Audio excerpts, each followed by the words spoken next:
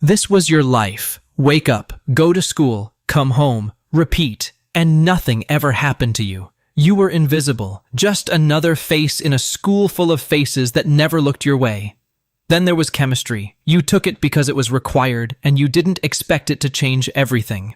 Mr. Walter White, your chemistry teacher, quiet, precise, controlled, and you had no idea what he was hiding. He was brilliant, you could tell that much, the way he explained molecules like they were living things. But sometimes he'd stop, just stop, and stare at nothing, like the real Mr. White was somewhere far away. You walked past the same old RV every day and didn't think twice about it, and you should have. Nights were the worst, lying there wondering if this was all your life was ever going to be. By week 3, something shifted. You started actually listening. Chemistry wasn't boring. Mr. White made it alive. You answered a question correctly, and Mr. White looked at you differently after that, and you noticed, and you remembered. Then you noticed him, Jesse Pinkman, a dropout who somehow still hung around the school parking lot. One afternoon you saw them talking, Mr. White and Jesse, in the alley, looking around like they didn't want witnesses. You told yourself it was nothing. Teachers talk to former students all the time, right?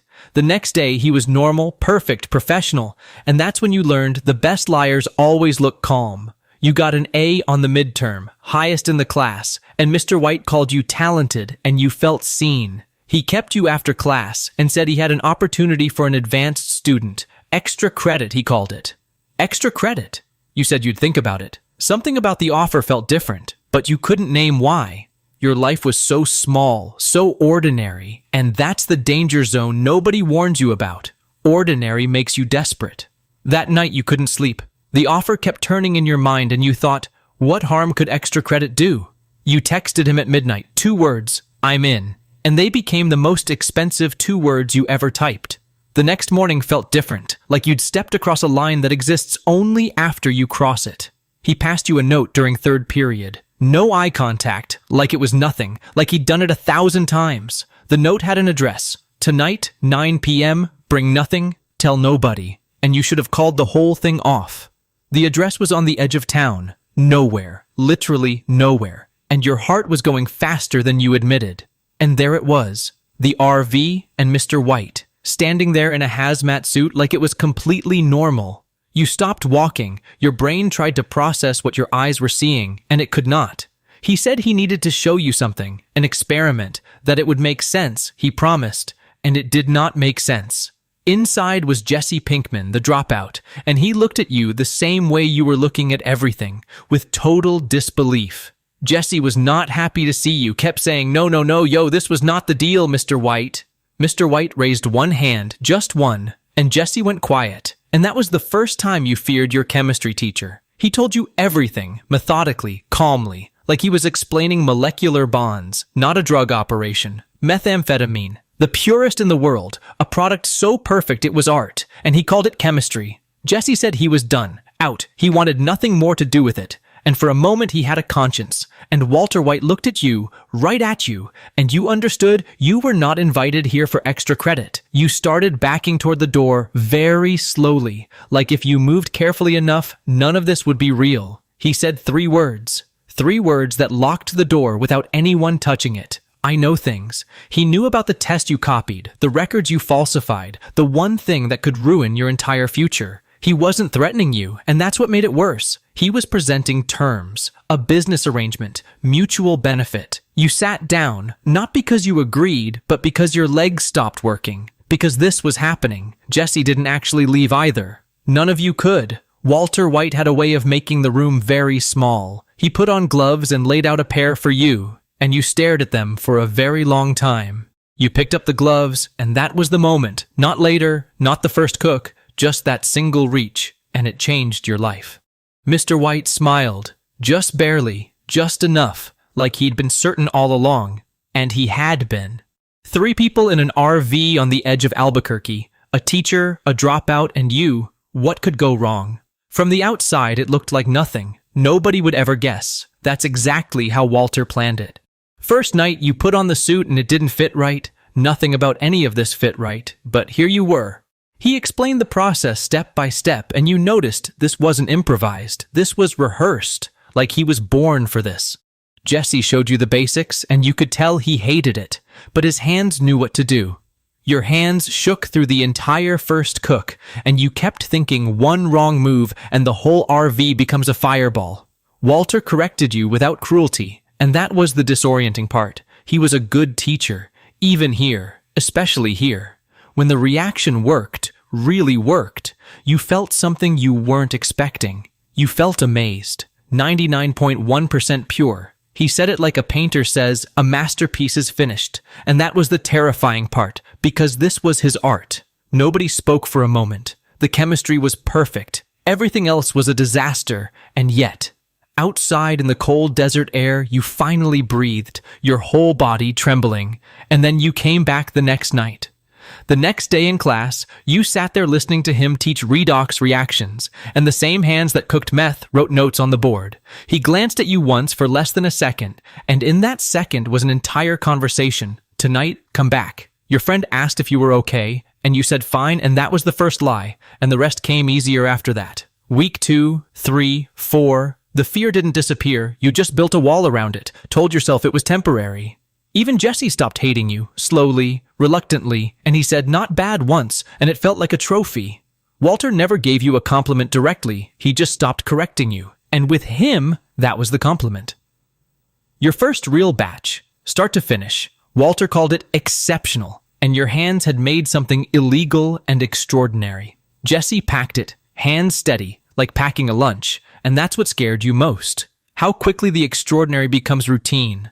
Walter explained the structure. You cook, Jesse distributes, Walter manages. Clean, compartmentalized, ruthlessly logical. Jesse left with the product and you watched him disappear into the dark. And you were complicit now. Fully. Completely.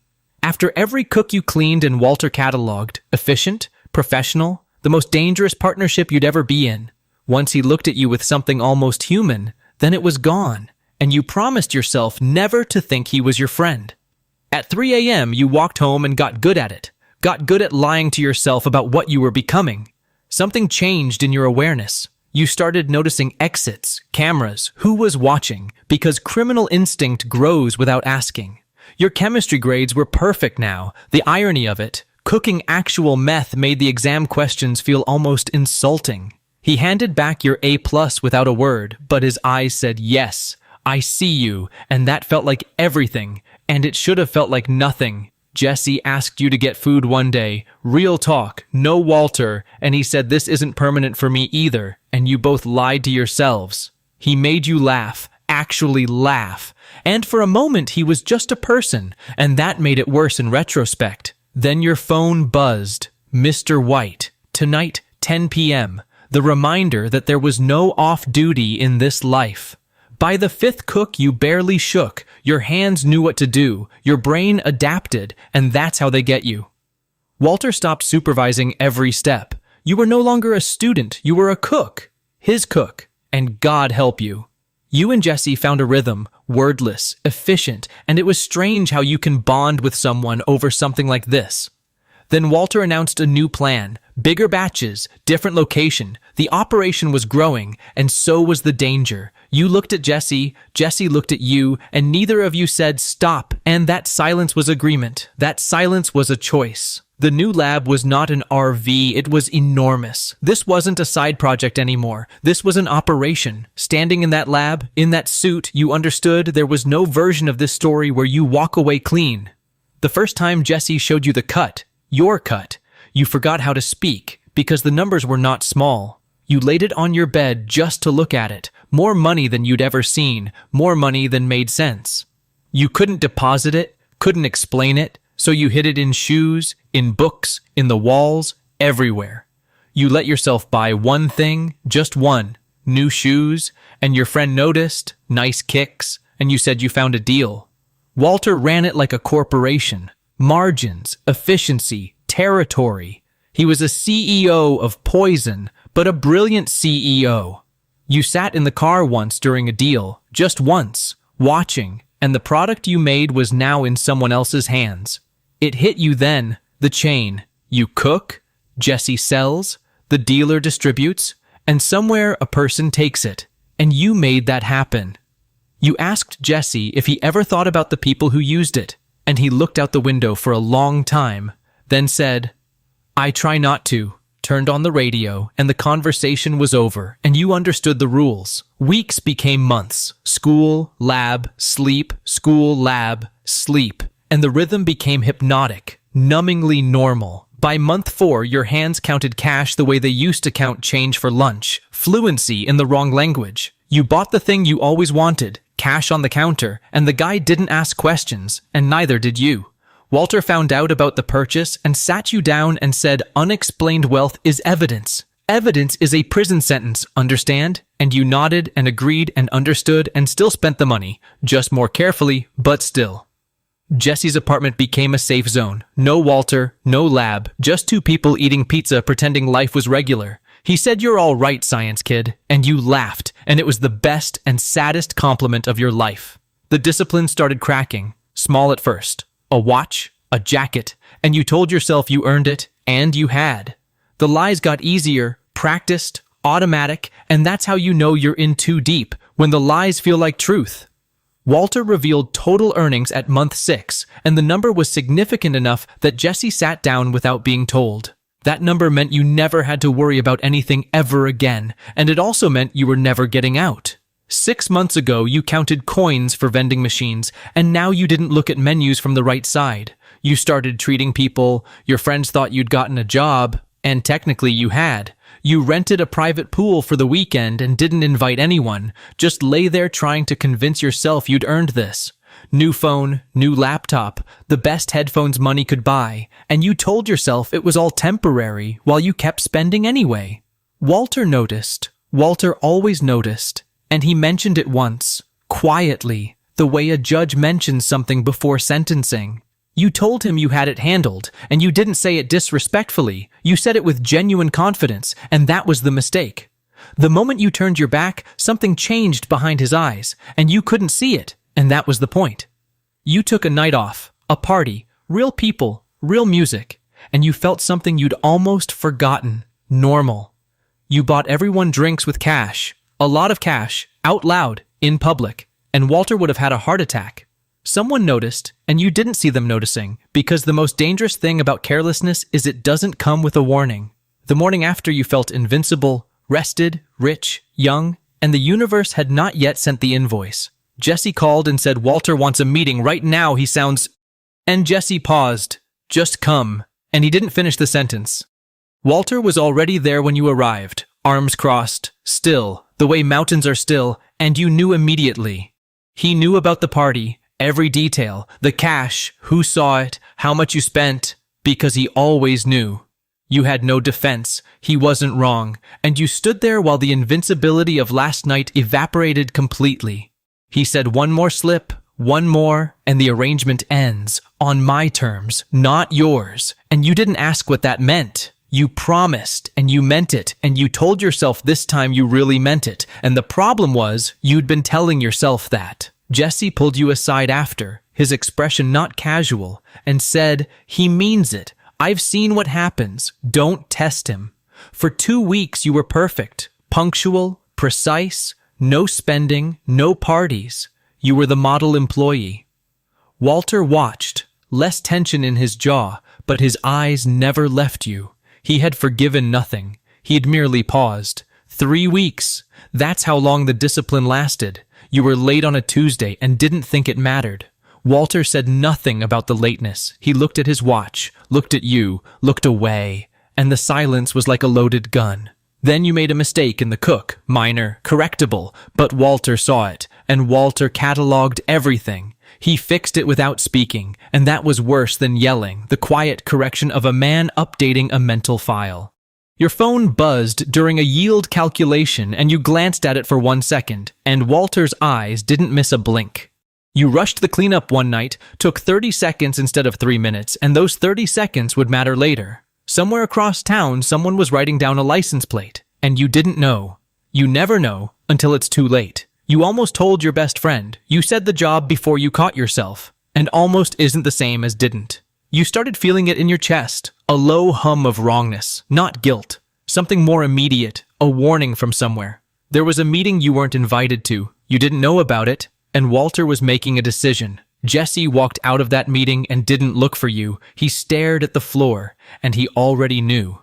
The real mistake was small. A receipt, your name, connected to a location, and you didn't even notice you'd done it. That receipt landed on a desk in a federal building, and they connected it to the warehouse district, and the circle tightened. Walter received a warning. His network told him the DEA was circling, and he processed it in seconds and made a decision immediately. Walter called and told you to take a few days off, and his voice was calm, and that calm was the worst part. You spent the time off doing nothing, watched TV, ate well, slept. It felt like the end of a chapter. It was. While you watched TV, Walter was at the lab, cleaning, removing, every fingerprint, every trace of you, gone. Walter planted evidence with the same hands that once taught you chemistry. Calm, precise, like setting up a lab demo. He made one call, anonymous, told them where to look, hung up. When the knock came, you thought it was a neighbor, or a delivery, anything but consequence. The front door shook again. Your stomach dropped. Your body recognized danger before your brain could. You reached for your phone, no signal. Or maybe you were shaking too hard to see it. You tried Jesse, straight to voicemail. The silence felt like an answer. You hid the cash, again, like that would undo anything, like stuffing guilt under a mattress. You heard radios outside, low voices, shoes on concrete, the sound of people trained to take everything. You realized Walter didn't tell you to rest. He told you to be home. Easy to find, easy to blame. You didn't run. There was nowhere to run. You were already caught. You just hadn't been told yet. You walked to the door, slowly, with a kind of clarity that comes only when every option is gone. You opened it. They showed the warrant, your name on it, in black and white. Federal paper, as real as anything you'd ever touched. They found the cash, every hiding place, 15 seconds each. They'd been trained to find exactly what you'd hidden, the money in a plastic bag. Evidence, the thing you counted at night that made you feel safe, now being cataloged against you. The handcuffs are colder than you expect, heavier. They click with a finality that movies don't capture accurately. You walked out the front door in handcuffs in daylight. Your neighbor was watering their garden. Your whole life changed in a Tuesday morning. In the car, you kept waiting for a twist, for someone to say wrong house. Nobody did. The interrogation room smells like bad coffee and certainty. They showed you the evidence, all of it, meticulously compiled. Your name was on everything, your face, your prints. Every piece of evidence led to you. None of it led anywhere else. You mentioned Walter White. The agent typed it in, came back blank. No record, no connection, like he didn't exist, like the man who taught you was never there at all. The extra credit, the RV, the leverage, the patience. It was never a partnership. You were a disposable component. A lawyer came. Public defender. Young, tired. He laid out the options. There were two. Neither was good. The cell was quiet. That was the part nobody prepares you for. Not the fear, the quiet. Was it worth it? You spent 6 months asking yourself not to ask that. Now you had nothing but time. The courtroom was nothing like TV. Quieter. Slower. Every second had the weight of all the seconds you wasted. The gate closed with a sound that says, your old life is on the other side of this, and it is not coming back. You look at your hands a lot now. These are the hands that made it. These are the hands that are paying for it. You started reading. Chemistry, actually. Old habit. The books have no agenda. That's a comfort. There's a window in the common room that faces west. At 4 p.m., the sky turns the same color as a reaction working. You work for Walter White. Or you did. Past tense now. That's the only word in that sentence that belongs to you.